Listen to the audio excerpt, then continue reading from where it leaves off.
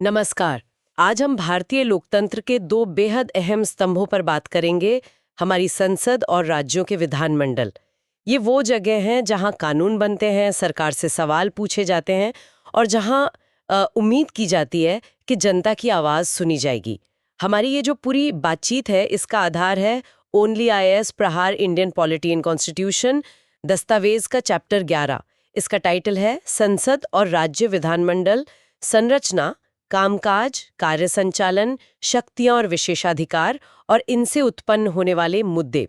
तो आज हम इसी के जरिए समझेंगे कि ये संस्थाएं कैसे काम करती हैं, इनकी बनावट क्या है, इनके काम क्या है, क्या खास ताकतें मिली हैं इन्हें, और हाँ, सबसे ज़रूरी, आज इनके सामने क्या चुनौतियां हैं। कोशिश रहेगी कि ये सब आसान लगे सुनने में। बिल्कुल, और ये समझना इसलिए भी ज़रूरी है क्योंकि ये सिर्फ बिल्डिंग्स नहीं है, ये हमारे लोकतंत्र की कह सकते हैं धड़कन है। कानून बनाना, सरकार पर नज़र रखना, ये सब इन्हीं का काम है। तो अगर ये ठीक से काम ना करें तो जाहिर है लोकतंत्र पर असर पड़ता है। बिल्कुल। तो चलिए एकदम शुरू से शुरू करते हैं। संविधान क्या कहता है इनके बारे में, इनकी नींव कहाँ है? संविधान में बिल्कुल साफ लिखा है। आर्टिकल 79 कहता है कि संघ के लिए एक संसद होगी, इसमें राष्ट्रपति होंगे और 2 सदन, राज्यसभा और लोकसभा। और वैसे ही आर्टिकल 168 है राज्यों के लिए, हर राज्य में एक विधानमंडल होगा। विधानमंडल मतलब विधानसभा? ज्यादातर राज्यों में सिर्फ विधानसभा ही है, लेकिन हाँ, कुछ राज्यों में विधान परिषद भी हो सकती है। इसके लिए आर्टिकल 169 है, जो कहता है कि संसद चाहे तो किसी राज्य में विधान परिषद बना सकती है या खत्म कर सकती है। अच्छा, संसद, राज्य खुद नहीं? नहीं, पहले राज्य की विधानसभा को एक स्पेशल मेजॉरिटी से प्रस्ताव पास करना होता है, उसके बाद ही संसद ऐसा कानून बना सकती है। तो मतलब राज्य की मर्जी जरूरी है, पर आखिरी फैसला संसद का। ये दिलचस्प है। अच्छा, अब ये बताइए कि हमने आजादी के बाद यही पार्लियामेंट्री सिस्टम क्यों चुना? कोई और सिस्टम जैसे अमेरिका वाला प्रेसिडेंशियल सिस्टम क्यों नहीं? हाँ, ये बड़ा सवाल है और इसके पीछे जैसा स्रोत बताता है कई कारण थे। एक तो सबसे सीधी बात, हमें इसका थोड़ा अनुभव था अंग्रेजों के टाइम से। हाँ बिल्कुल, ब्रिटिश राज में हमें इस सिस्टम की आदत पड़ चुकी थी, चाहे वो कितना भी सीमित क्यों ना रहा हो। और दूसरी?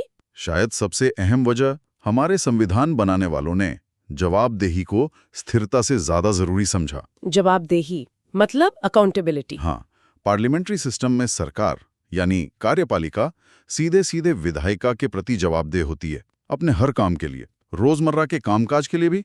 उन्हें लगा ये ज्यादा डेमोक्रेटिक है भारत के लिए। तो ये जवाबदेही ही इसकी खासियत है। और क्या क्या है इसकी पहचान? मतलब क्या चीजें इसे प्रेसिडेंशियल सिस्टम से अलग बनाती हैं? हाँ, कई खास बातें हैं।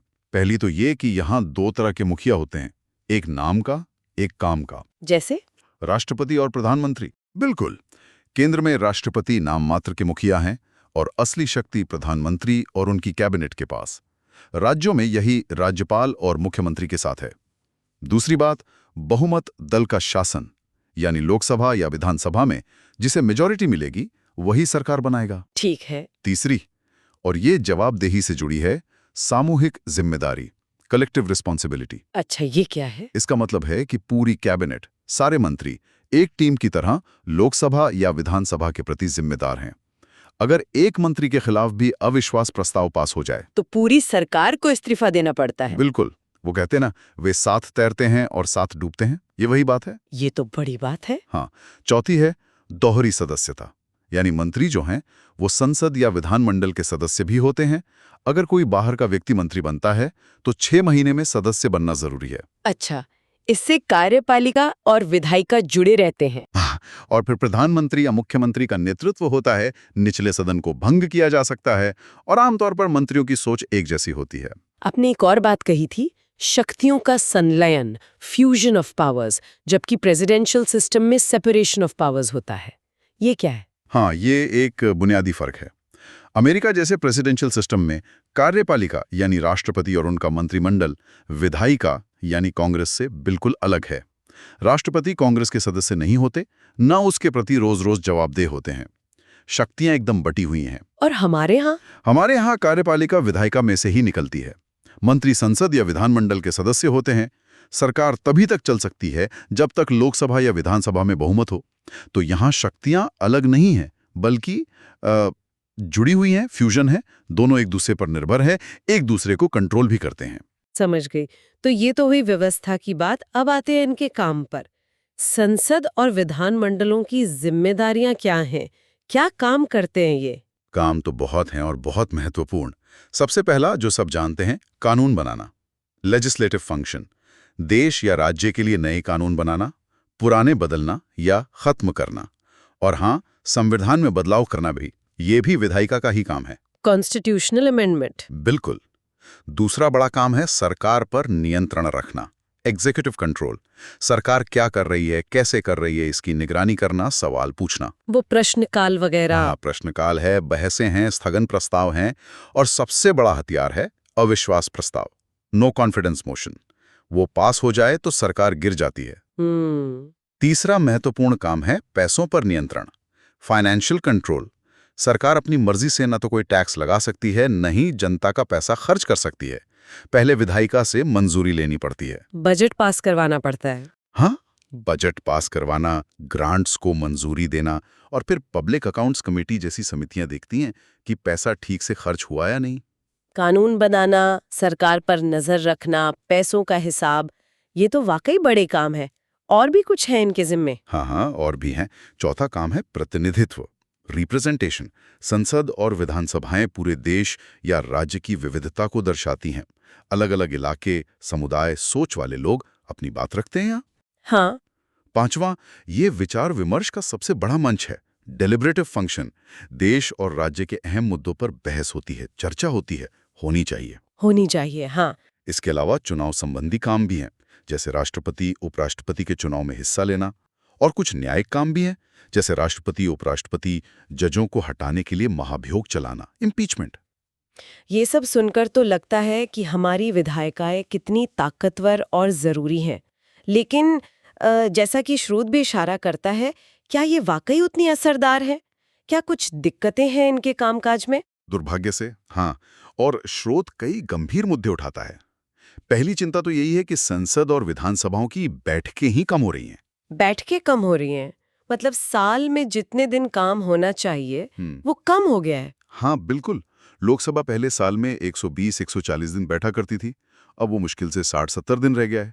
और राज्यों की विधानसभाओं का हाल तो और भी बुरा है, कई जगह 30-40 दिन भी नहीं बैठती। अगर बैठकें ही कम होंगी तो फिर कानून पर, सरकार के काम पर बहस और जांच का वक्त कहाँ मिलेगा? सही कहा। कम बैठकें मतलब कम जवाबदेही, कम चर्चा, और इसी से जुड़ी दूसरी बड़ी समस्या है सदन में बार बार होने वाला हंगामा, व्यवधान। हाँ, वो तो हम टीवी पर देखते ही हैं, शोर शराबा, नारेबाजी। बिल्कुल। वेल में आ जाना, काम ना होने देना, इससे सदन का कीमती वक्त बर्बाद होता है, जनता का पैसा बर्बाद होता है, और जरूरी काम अटक जाते हैं। और बहस की क्वालिटी, क्या उस पर भी असर पड़ा है? हाँ, ये तीसरी चिंता है। कई बार लगता है कि महत्वपूर्ण बिल जिनका असर करोड़ों लोगों पर पड़ना है, वो बिना ठीक से बहस हुए, जल्दबाजी में या शोर शराबे के बीच पास हो जाते हैं। वो जो गहराई से जांच परख होनी चाहिए, अलग अलग नजरियों पर विचार होना चाहिए, वो परंपरा कहीं ना कहीं कमजोर पड़ रही है। और आपने समितियों की बात की थी। स्रोत कहता है कि बिलों को जांच के लिए समितियों के पास कम भेजा जा रहा है। ये क्या मामला है? ये चौथी गंभीर समस्या है। देखिए, संसद और विधानसभाओं में डिपार्टमेंटल स्टैंडिंग कमिटीज होती हैं, स्थायी समितियां। इनका काम होता है किसी भी बिल की गहराई से जांच करना, एक्सपर्ट से, लोगों से राय लेना और फिर अपनी रिपोर्ट देना।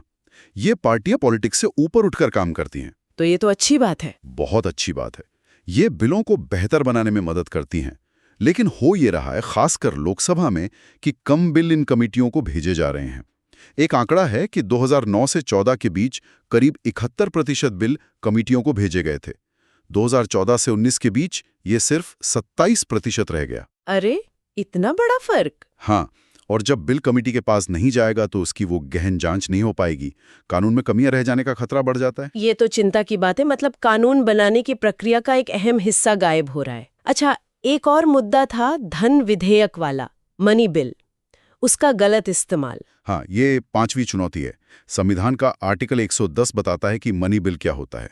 मोटे तौर पर टैक्स, उधार या सरकारी खजाने से पैसा निकालने से जुड़े बिल। अब मनी बिल के मामले में राज्यसभा की शक्तियां बहुत कम होती हैं।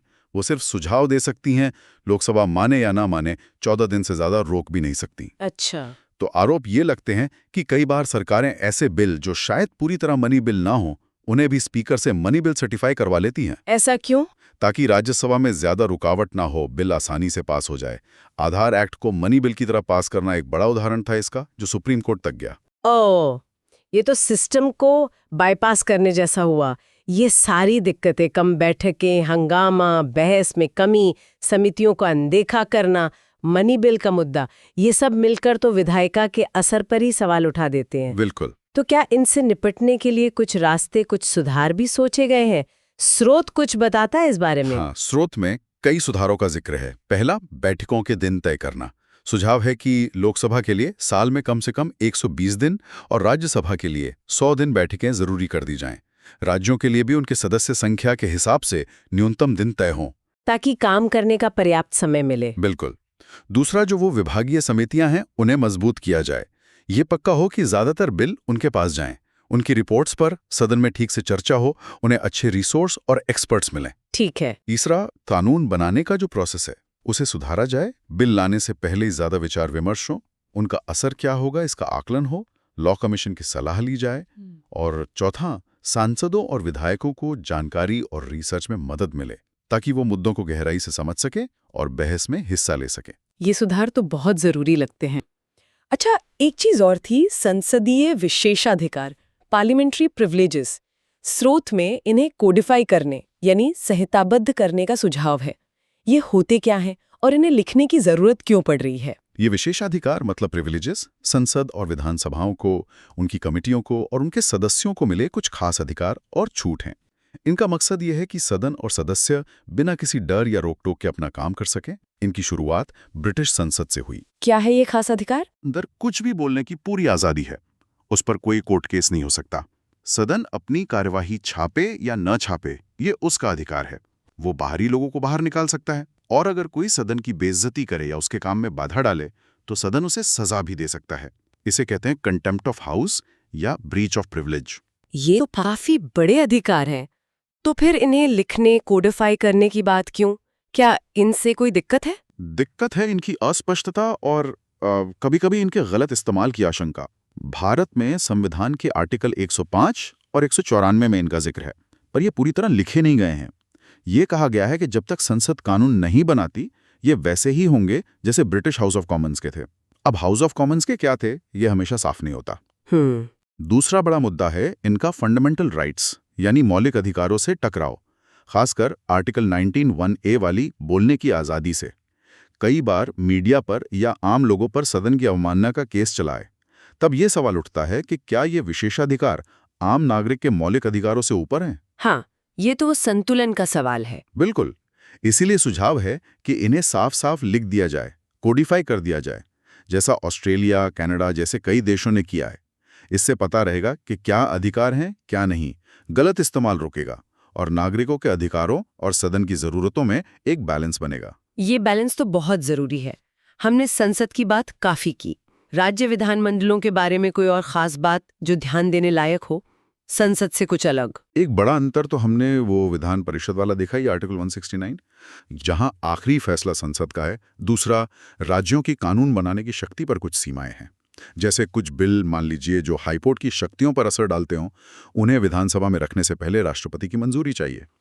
इसी तरह गवर्नर कुछ बिलों को राष्ट्रपति के विचार के लिए रिजर्व रख सकते हैं। फिर राष्ट्रपति चाहे तो सहमति दें, चाहे तो रोक लें या वापस भेज दें। अच्छा, तो ये केंद्र राज्य संबंधों का हिस्सा है? हाँ, ये दिखाता है कि राज्यों को स्वायत्ता तो है, पर राष्ट्रीय एकता का भी ध्यान रखा गया है। बाकी जहां तक कामकाज की दिक्कतों का सवाल है, कम बैठकें, हंगामा, बहस की क्वालिटी, समितियों का कमजोर होना, ये सब समस्याएं राज्यों में भी उतनी ही हैं, बल्कि शायद कुछ जगह ज्यादा गंभीर। तो कुल मिलाकर आज की बात से ये समझ आया कि संसद और राज्य विधानमंडल हमारे लोकतंत्र की जान तो हैं। संविधान ने उन्हें बहुत ताकत और जिम्मेदारी दी है, लेकिन आज ये संस्थाएं कई चुनौतियों से जूझ रही हैं। चाहे वो कामकाज का तरीका हो, सदस्यों का बर्ताव हो या अपनी शक्तियों के इस्तेमाल का सवाल हो। बिल्कुल सही कहा आपने। सिद्धांत अपनी जगह है, पर अमल ज्यादा मायने रखता है। और स्रोत साफ इशारा कर रहा है कि इन संस्थाओं को असरदार बनाए रखने के लिए सुधार बहुत जरूरी हैं। चाहे वो बैठकों के दिन बढ़ाने हो, समितियों को ताकत देनी हो, बहस स्तर उठाना हो या विशेषाधिकारों को साफ करना हो। इन सुधारों के बिना ये अपनी संवैधानिक भूमिका ठीक से नहीं निभा पाएंगी। ये एक सोचने वाली बात है। और इसी के साथ हम अपने श्रोताओं के लिए भी एक सवाल छोड़ना चाहेंगे। जब हम अपनी संसद या विधानसभाओं में हंगामा देखते हैं या सुनते हैं कि जरूरी कानून बिना बहस के पास हो गए, तो हमें निराशा होती है, गुस्सा भी आता है। पर सोचिए, एक आम नागरिक के तौर पर क्या हमारी भी कोई भूमिका हो सकती है ये पक्का करने में कि ये संस्थाएं ज्यादा असरदार बने, ज्यादा जवाबदेह हों और सच में जनता की आवाज बने? इस पर विचार जरूर कीजिएगा। इस पूरी और जानकारी भरी चर्चा के लिए आपका बहुत शुक्रिया। शुक्रिया। उम्मीद है श्रोताओं को हमारी विधायिकाओं की पेचीदगियों और चुनौतियों को समझने में मदद मिली होगी। अगली बार फिर मिलेंगे एक नए विषय के साथ।